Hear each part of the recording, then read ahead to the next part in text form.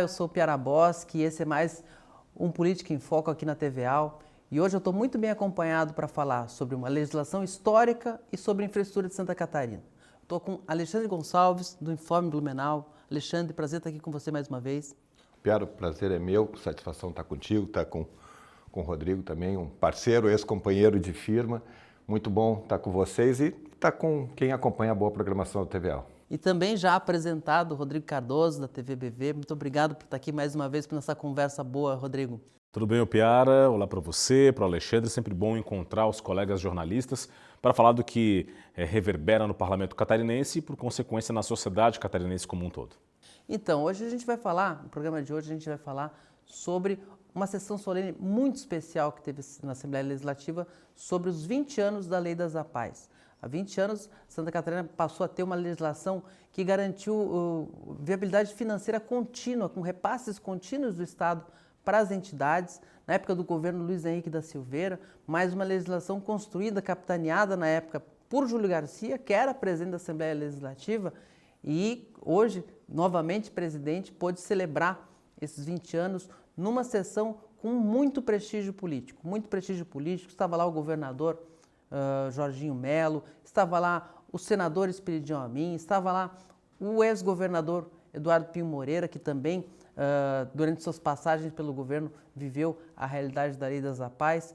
Muita gente e, especialmente, as entidades, os beneficiados, uma sessão muito bonita. Vocês acompanharam a repercussão, Alexandre e Rodrigo? É bem bacana, né? A gente pensando que talvez as APAES sejam uma organização da sociedade civil que tem um trabalho, um legado na história de Santa Catarina, suprindo uma demanda muito importante do poder público que às vezes não consegue dar conta dessa especificidade, desse tema tão sensível, tão importante. Então a gente vê, a gente se reconhece o trabalho desenvolvido pelas APAES em Santa Catarina, reconhece todo esse trabalho e mais ainda reconhece o protagonismo da Assembleia Legislativa. Nós estamos falando, né, a visão da Assembleia Legislativa há 20 anos, propor, né, essa legislação que regulamentou e conseguiu garantir que as APAES funcionassem adequadamente, dessa estrutura, condições financeiras de captação de recursos também para o seu sustento.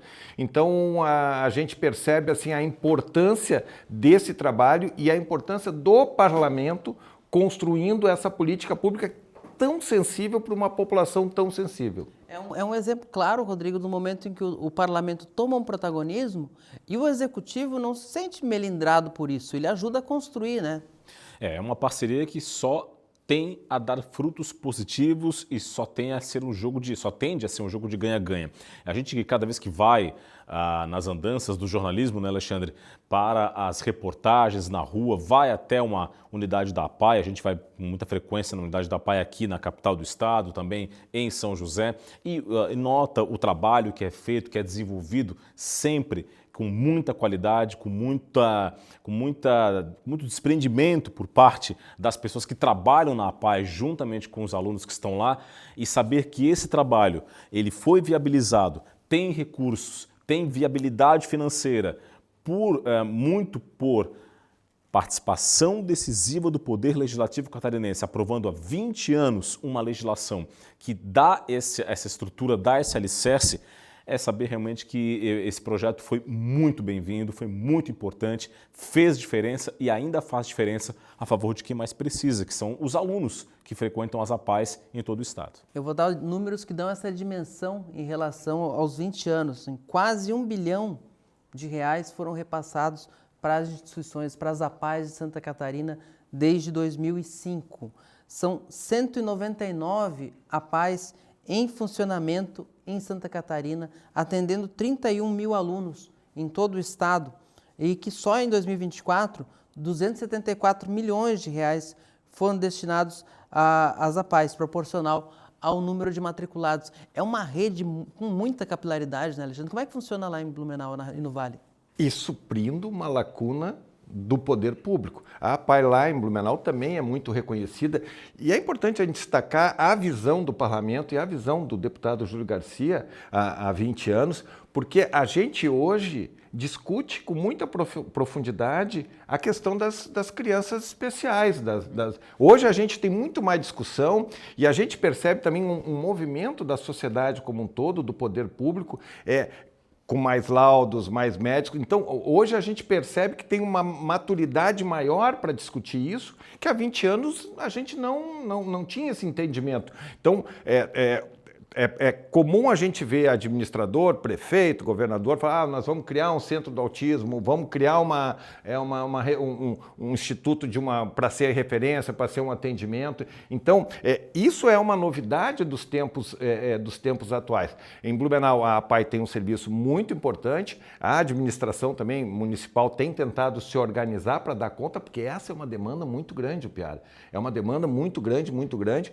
E a gente tem uma dificuldade também, e a APAE acaba suprindo isso na medida do possível, não consegue dar conta, é de também encontrar profissionais que possam atender nessas unidades e também na estrutura pública. Que profissionais são esses? Neuropediatras, psiquiatras infantis, fonoaudiólogos, terapeuta ocupacional, psicólogos. Então não é fácil, é necessário uma rede de apoio muito grande, e a APAE ela consegue ter lastro para gerar essa confiança na sociedade no trabalho que ela desenvolve. E a gente pensa que é um grande sucesso de parceria entre o poder público e entidades do terceiro setor, né? Porque a gente tem no Estado uma Fundação Catarinense de Educação Especial. A gente tem nos municípios, boa parte dos municípios, ou alguns deles, têm também seus órgãos que olham para essa questão. Mas essa rede, essa capilaridade que as APAES têm e recebendo recursos diretamente é imbatível nesse nível. Não tem como um órgão estatal ter esse tipo de chegar tão perto das pessoas, né, Rodrigo? Você tocou num ponto muito importante, Piara, que são 31 mil alunos atendidos em todo o estado. E aí a gente vai para a constatação. As redes de ensino estão habilitadas e preparadas para receber esses alunos se as APAES não existissem? Haveria certamente um grande desafio na rede pública de ensino, seja ela municipal ou estadual, e mesmo no setor privado, para receber esses estudantes. Portanto, são 31 mil pessoas que têm nas APAES a garantia de um atendimento de qualidade, a garantia de um serviço prestado com excelência, e um serviço prestado com excelência vem do financiamento, muitas vezes vem do financiamento, vem desse recurso que é fundamental para a manutenção. É claro que aqui, no caso da capital, a APAE de Florianópolis tem outros eventos, outras fontes de renda, por exemplo, a Feira da Esperança, que é tão conhecida, tão importante para a APAE de Florianópolis, mas o financiamento do Estado, por meio desses recursos, é fundamental. E claro, aí a gente vai para os desafios, né, Alexandre, que são daqui para frente. A gente tem um aporte financeiro de recursos muito importante, mas é preciso olhar para frente e ainda há desafios a serem enfrentados. E um desses desafios, você tocou muito bem, é a questão da qualificação da mão de obra, da procura por profissionais qualificados para aumentar ainda mais a qualidade desse atendimento. E é importante falar, Piara, que durante muito tempo era praticamente a única referência para atender esse público, né? Hoje em dia, as escolas... Eu vou pegar as escolas lá de Blumenau, existem os professores, porque tem uma boa discussão sobre a inserção desses alunos na rede normal. A grande maioria de quem entende desse assunto entende que as crianças têm que estar ali, e quem vai para a APAE são casos mais específicos, né? Mas assim, a maioria das crianças estão inseridas dentro da rede pública. E aí passa pelos professores, que são os chamados professores de apoio ou professores auxiliares, que têm a missão de cuidar dessas crianças, de trabalhar essas crianças. Então, por exemplo, nas escolas que meus filhos estudam, que é da rede pública, olha, na sala do meu menino, é uma sala de 25 alunos, tem 5 com diagnóstico de autismo. Então, a gente percebe a importância desse trabalho. E, de novo, eu insisto, durante muito tempo era só a APAE que era a referência. O presidente Júlio Garcia, quando fez no seu discurso, ele fez essa referência específica à questão do aumento dos casos, do aumento do diagnóstico de autismo, né? Nem digo aumento de casos, é aumento do diagnóstico de autismo. Muitas vezes, antes não se percebia, e agora a gente está em instrumentos e percepções melhores para identificar o autismo, e tem esse aumento da demanda, né, desse atendimento. E ele falou que as APAES se fortaleceram muito nas últimas décadas, mas as novas demandas surgem com força, entre elas o aumento dos casos de autismo. Esse cenário exige que o poder público continue caminhando ao lado das instituições sociais, fortalecendo iniciativas como as AMAs, né, que começam a se estruturar em diferentes municípios. Ele falou, o poder público precisa ter um olhar generoso, preocupado e atento para essas novas demandas, né? E é interessante no que a gente vem falando, antes era só a APAE, agora começa a surgir outras entidades, algumas específicas com autismo, outras questões, outros diagnósticos também começam a surgir com mais vezes, e todo mundo tem que estar preparado para isso, né? É verdade. E nesses casos, o poder público pode e deve, para além da questão do financiamento, que é importante, que é fundamental, claro, aportar recursos, mas também que o poder público possa atuar como um animador desse processo. Já que a gente está vendo que não só as APAES, mas outras entidades estão surgindo para fazer esse trabalho tão importante, que o poder público crie as condições, crie o ambiente necessário para que cada vez mais entidades possam aparecer e possam ser parceiras do poder público no atendimento de qualidade a essa população tão importante para o Estado.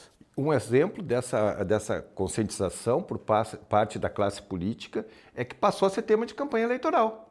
Né? Então, se pegar qualquer campanha dessas, a última para prefeito, esse foi um tema que pontuou várias campanhas eleitorais em vários municípios, porque é um tema importante, como a gente viu. Ao longo desses 20 anos, as pessoas começaram a discutir mais isso, os diagnósticos, a gente tem, eu sei que eu sou mais velhinho daqui, mas antigamente a gente via aquele menino maluquinho, aquela coisa, que essas coisas a gente começou a se dar conta que tinha uma patologia, que tinha uma situação nesse contexto. Então, a gente percebe que há um crescimento, porque as pessoas, o serviço público está oferecendo esse serviço de laudo, né? Em Blumenau, por exemplo, eles tiveram que fazer um mutirão para dar laudos, ou não, né? Mas para fazer as avaliações. E a gente percebe, então, que isso passou a ser um tema que a APAE é um braço importante, mas o poder público está incorporando e, como o Rodrigo falou, tem vários institutos, porque tem outros desafios, por exemplo, e essa gurizada, quando ficar maior, vai para onde? Como é que não vai? Quando sair da escola? Então, a gente lá em Blumenau, pelo menos, tem mais outros 3 institutos. Um, por exemplo, trabalha com a perspectiva de inserção no mercado de trabalho. Até porque existem graus, né? E dependendo do grau, as limitações são maiores ou menores, a inserção é diferente. Como é que tu vê esse momento? E também a questão de que a gente está muito mais fácil diagnosticar, mas a gente também tem que ter cuidado com o diagnóstico exagerado, né? É verdade, tem vários pontos a serem analisados, né, Piara, porque é uma questão bastante complexa, né? E você tem os níveis do autismo, você tem uma rede de apoio que é extremamente importante e, claro, cuidar com o diagnóstico exagerado. Isso é realmente muito importante. Quanto mais você qualificar esse diagnóstico, mais ele vai ser preciso, mais ele vai apontar de fato o nível que aquela pessoa tem de autismo, né? E é importante que aí essa rede faça esse trabalho, né? O poder público, a gente está falando aqui muito dos casos de autismo, mas tem os outros casos também, né? Claro, o autismo ele gera uma situação um pouco mais complexa pela natureza da condição do autismo, mas tem todas as outras patologias, outras condições que é preciso também a gente atentar. E quanto mais entidades surgirem, mais terceiro setor aparecer nessa história e nesse ecossistema, com o poder público sendo um animador e financiador, a gente vai ter realmente um atendimento qualificado, que é o que se precisa. Olhando para frente, pensando que essas crianças vão crescer, vão se desenvolver, vão para o mercado de trabalho, em que condições isso vai ser feito, como vai ser feito, que estímulo a gente vai dar para essa população, para o setor privado que vai contratá-las. Ou seja, são vários desafios pela frente, mas só o fato de a gente ter esse alicerce da legislação lá de 20 anos atrás, quando o Alexandre falou muito bem, o tema era discutido sob uma outra ótica, totalmente diferente. E agora você vê a evolução que essa discussão teve ao longo de 2 décadas e vê que os desafios estão postos, estão colocados, é preciso enfrentá-los, mas o muito que já se avançou é digno de nota desse projeto e da iniciativa do deputado Júlio Garcia e da Assembleia Legislativa. Isso é muito importante porque a partir daquele momento, na época estava se criando o Fundo Social, que era uma forma do governo de descarimbar dinheiro, ter mais maleabilidade no orçamento, e a percepção da LESC, já que vamos ter uma forma mais desburocratizada de gastar, reserva uma parte para estruturação. Na época era 1%, hoje não sei exatamente como é que está a legislação, mas na época era 1% do Fundo Social. E para estruturar as APAES. E hoje a gente tem uma rede dessas pronta para os novos desafios, né? Atendeu os desafios e está pronta para os novos desafios. Fica o parabéns para todo o movimento apaiano, para todas as APAES de Santa Catarina, e vamos continuar acompanhando e sempre incentivando as pautas. A gente volta daqui a pouquinho no próximo bloco do Política em Foco.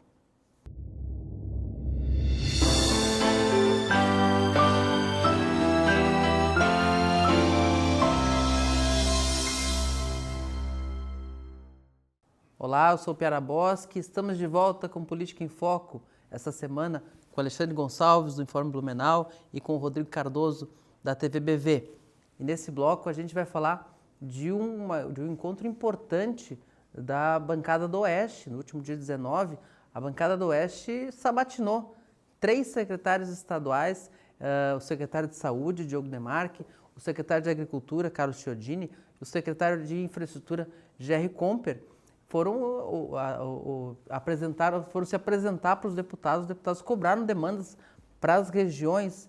E antes de a gente entrar nos detalhes sobre o que foi conversado entre os parlamentares e os secretários estaduais, essa constatação de que a bancada do Oeste, que foi a bancada que deu origem às bancadas regionais, a experiência já existia, e na gestão de Mauro de Nadal à frente da Assembleia Legislativa foi replicada, formalizada, institucionalizada para os outros regiões também, mostra a força que esse grupo tem, né Rodrigo? E a importância que tem.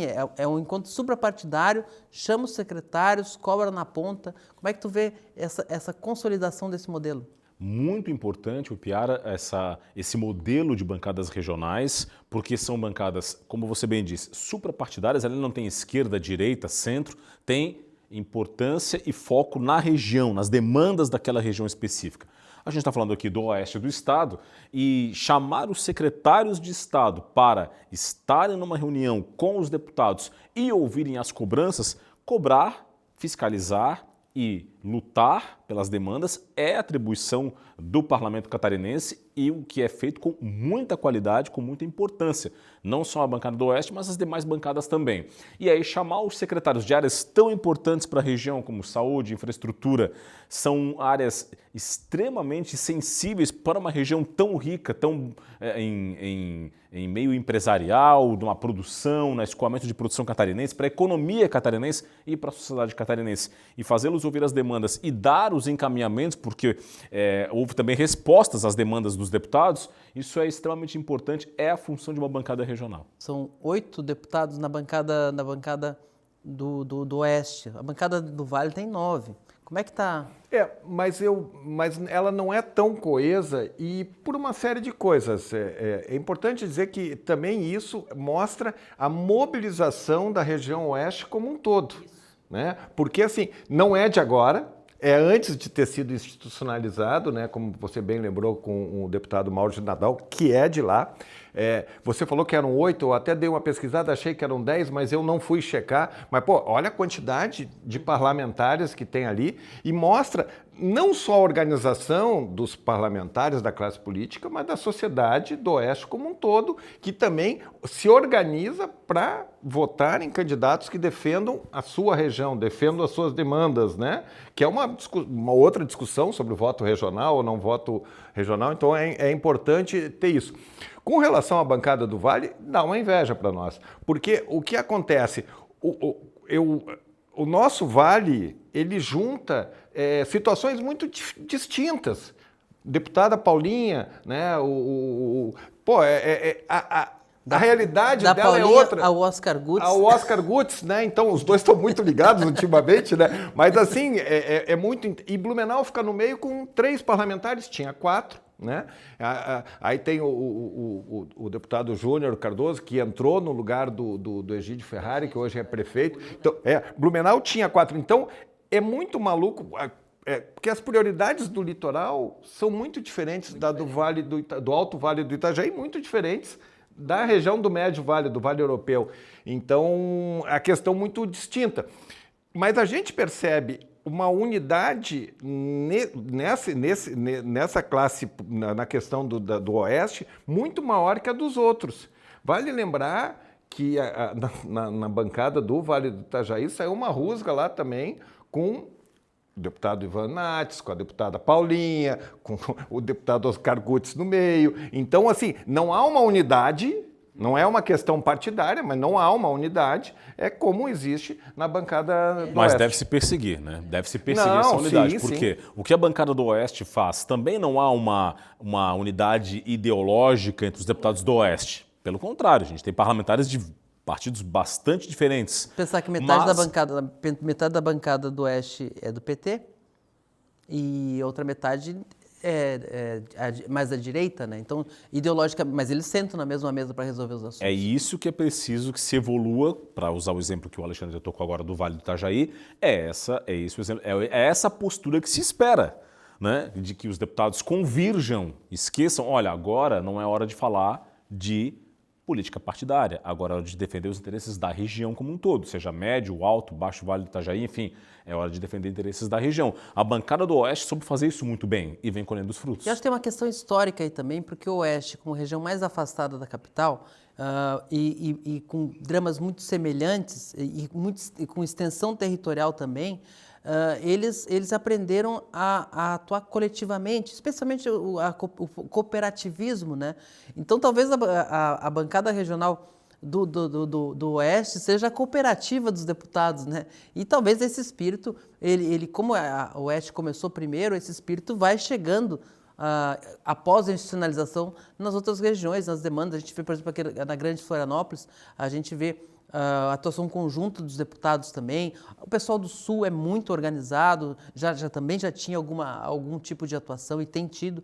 O Norte também tem essa questão que mesmo que o Vale tem, de que Joinville, Jaraguá tem um perfil, o litoral tem outro, o Planalto Norte completamente diferente, mas são lugares onde as discussões da região são feitas, né? E eu acho que tem um amadurecimento aí. Eu acho que chegar no nível que o Oeste já está é algo que Santa Catarina toda tem que almejar nessa questão particular das bancadas regionais. Como é que tu vê isso? Não, eu entendo que é um caminho sem volta a questão das bancadas regionais. Realmente, a bancada do Oeste foi um exemplo, inspirou o movimento que acabou institucionalizando. O que a gente está falando necessariamente é por conta geográfica mesmo, não é uma questão só política, é uma questão de muitos interesses diferentes, porque a gente percebe, por exemplo, no Oeste,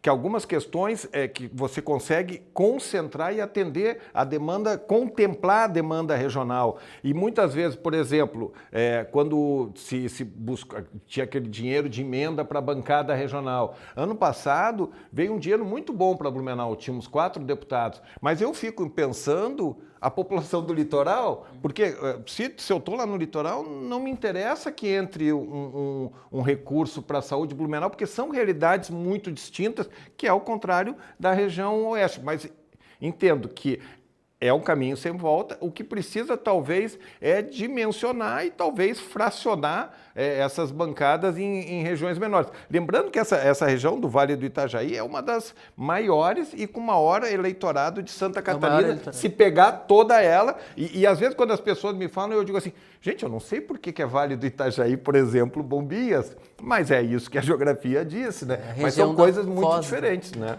Mas, e aí vamos entrar nas questões lá do que foi discutido com os secretários e vai apontar bem isso, né? Porque na reunião com o Diogo Demarque, secretário de Saúde, o que ficou definido assim, a prioridade máxima da região Oeste era a ampliação de 2 hospitais. O Hospital Regional do Oeste, em Chapecó, e o Hospital Regional Terezinha Gaio Basso, em São Miguel do Oeste. Ou seja, tu atendendo 2 centros regionais, atende toda a região, é mais concentrada as demandas, talvez, especialmente nesse caso da saúde. Extremo Oeste e Oeste, você tem ali duas unidades importantes que precisam, porque para a gente evitar essa ambulancioterapia, essa dependência de ter que vir aqui para a capital do estado, para buscar atendimento de média e alta complexidade, e aí essas duas demandas são importantíssimas, né, que é a ampliação do Hospital Regional do Oeste, do Hospital de São Miguel do Oeste, e o importante, eu achei interessante desse encontro, o Piara e Alexandre, é que veio a cobrança, mas veio o anúncio de alguma coisa. Olha, em que pé estão essas melhorias? E isso é extremamente importante, inclusive né? na parceria, né? Porque na hora de destinar as emendas de bancada regional, que também é uma novidade recente, da questão da expansão dos 2 hospitais, ficou definido recursos de emenda da emenda de bancada, 1 milhão em emendas serão aplicados diretamente na expansão dos leitos de internação e UTI em Chapecó. Outras demandas estão em estudo, a instalação de um hemocentro em São Miguel do Oeste e a implantação de hemodiálise em outro hospital, o Hospital São José de Maravilha, também atendendo ali a região mais extremo oeste. E tem uma outra pauta que é a ampliação do Hospital de Caxambu do Sul, que foi encaminhada para o governo do estado, porque daí é um recurso maior, é um investimento de 30 milhões de reais. O deputado, quem também estava lá, foi o secretário de Agricultura, Carlos Chiodini, que é deputado federal licenciado, assumiu a secretaria no início de 2025 e foi falar de alguns programas que são muito relevantes para o Oeste, linhas de crédito específicas, o programa Coopera Agro Santa Catarina, linhas de crédito para agricultores vinculados a cooperativas, integradoras e empresas do setor agroindustrial, e um programa que me chama muito a atenção, que é o programa Sinal Bom. O governador Jorginho Melo gosta desses nomes, né? Estrada Boa, Sinal Bom. O Sinal Bom é que prevê... O marqueteiro dele é bom. Eu acho que é ele mesmo. É bom, é bom. Mas o crédito subsidiado a empresas de internet para levar conectividade ao campo. A iniciativa é essencial para a modernização rural, do acesso ao ensino à distância e digitalização de processos produtivos. Quando a gente está no Oeste, e sempre que eu vou para lá, eu fico impressionado, especialmente na BR ou nas estradas, eu fico esperando a entrada do município, porque na entrada do município vai pegar o celular e vai baixar todas as mensagens, né? A gente tem uns apagões que são impressionantes. Assim, não é Oeste, mas São José do Cerrito, por exemplo, é um município extenso, sabe que vai ficar 1 hora sem sinal de internet. Uma vez eu perguntei para a prefeita lá como é que eles fazem. E essa expansão do sinal é uma iniciativa do governo para tentar minorizar esse problema, incentivar as empresas a irem. Como é que vocês avaliam esse tipo de processo? O que eu acho legal, Piara, assim, é reunir 3 secretários de ponta. São 3 secretários de ponta, né? São secretários importantes, secretários que não são da região, né?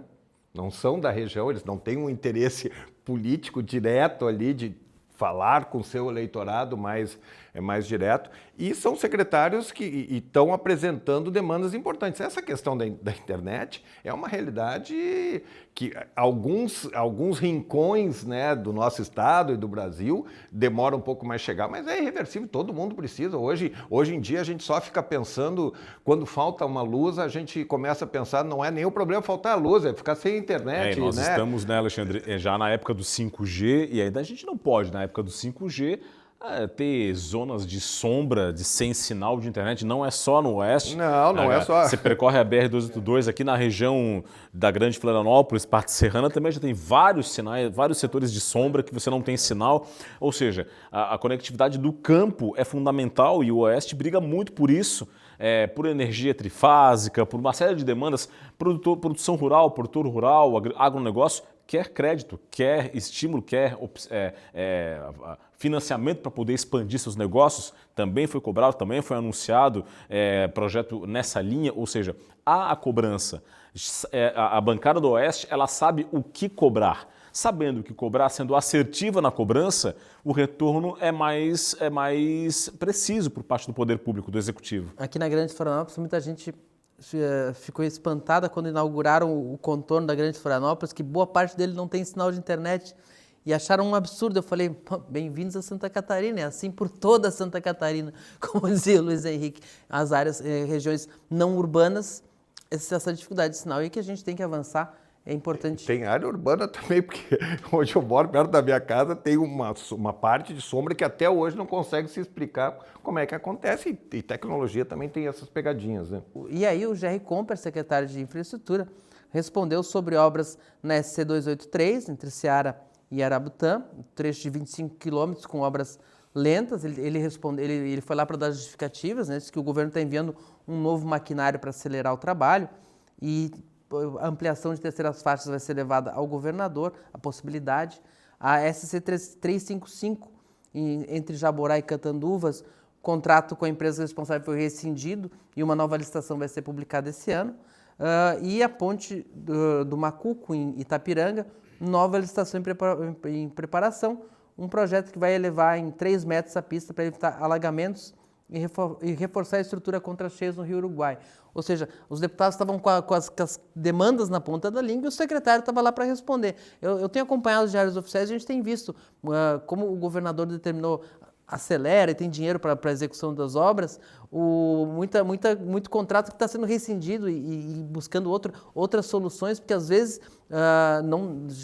não basta ter o dinheiro, tem que saber também, a empresa tem que ter condições de tocar o projeto. Né? A agilidade é fundamental e se realmente tem o recurso, tem a obra em andamento e aí há alguma lentidão na obra, o governo pode agir com rapidez, pode e deve agir com rapidez para garantir a execução do contrato, ou se esse contrato não for executado, rescindi-lo, abrir uma nova licitação. A gente sabe que, por ser poder público, é um processo mais lento. Tem muita amarra ainda, né? Exatamente. Ainda há as amarras da legislação, da Lei 8666, que é uma legislação absolutamente importante, porque a gente sabe como acontecia antes dela. Sem ela é pior, mas ela é um desastre. É um mal necessário. Mas sem ela é muito pior. Exatamente. Ruim com ela, pior sem ela, não é?